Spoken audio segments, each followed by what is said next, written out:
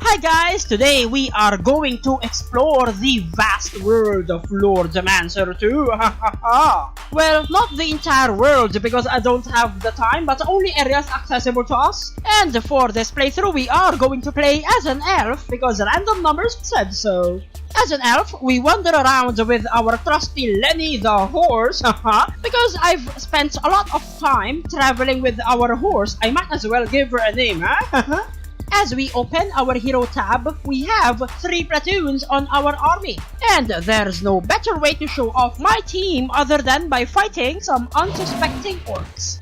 As we engage in a turn-based battle for survival, in a battlefield made up of hexagonal grid, our enemies made up mostly of melee attackers will now have to find a way to get past our wall of crossbowmen or women. Thankfully, our enemy's mobility also varies, so I can easily kill the faster ones as they move within the range of our crossbowmen and the women. There you go. Unicorn and Griffin down, and our hobbit will just stay behind doing nothing for now. Wait till they see the power of 4 hobbits. Oh well.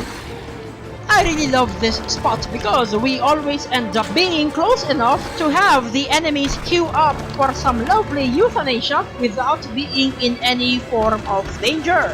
And with 1 orc left, kill him off and dead! Nice! Victory for our team! Although that was a rather cheap win, but a win is still a win. So let's take a look at our sweet loot.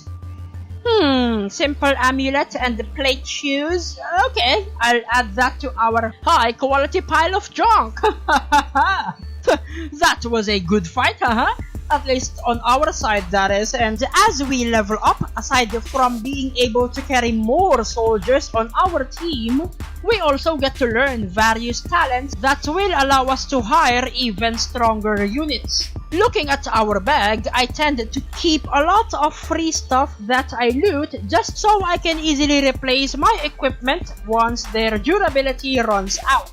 Although this means I don't get to upgrade my equipment, but for now it doesn't really matter because our team is simply farming for gold to hire stronger units later. As we explore, we also get to see chests scattered around the world that we can loot, but are usually guarded by strong units, so before we open the chest, we must fight for our precious loot. Alright, so the setup for this field is rather similar to our previous battle, but this time we get to spawn on the bottom left portion of the map. And we are just going to do the same thing that we did earlier because it works, Even the enemies that we are fighting is similar to what we were fighting in our previous encounter, but the only difference is, of course, this time we are also going to fight a giant walking tree, or at least in this game is called an ent. Now, the ent is capable of dealing massive damage, but the problem is that is only on melee range, and of course the ent also has a garbage movement speed.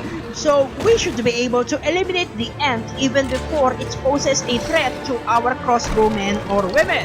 Now, even if our units are capable of one-shotting most of the enemies, they are of course still limited by the amount of ammo they can carry per battle. And since there is no way to recover ammo during battle, then that is the reason why I prefer fighting enemies that our crossbowmen and the women can kill in one hit, or at least group of enemies that our army can effectively defeat without taking any damage. Lovely! Enemy team is defeated, and of course we are going to get a couple of loot that we are going to add to the pile. Now, of course, with the ant dead, now it's time to loot the actual chest. Now, you must be wondering, why am I carrying around with me a group of hobbits that are clearly doing nothing on our previous fights? And hopefully this should answer that question. Earlier, I mentioned that ranged attackers have limited ammunition. Now, another downside to ranged attackers is that they have a specific range where their attacks are effective. And by staying in a safe distance while our hobbits take the hit, we can effectively reduce the damage that we take from ranged attackers, while also losing less gold in the process. Since the enemy archer now has no ammo, the enemy will now be forced to smack us with their bow, and And what do we do to archers that try to smack us with their bow? We give them the firing squad! Yeah! Pew pew pew! Haha! Dead! Aw, poor archer. He tried to fight, but it wasn't worth it, I guess. Anyway, there it is. We get to be able to open the chest for some sweet gems.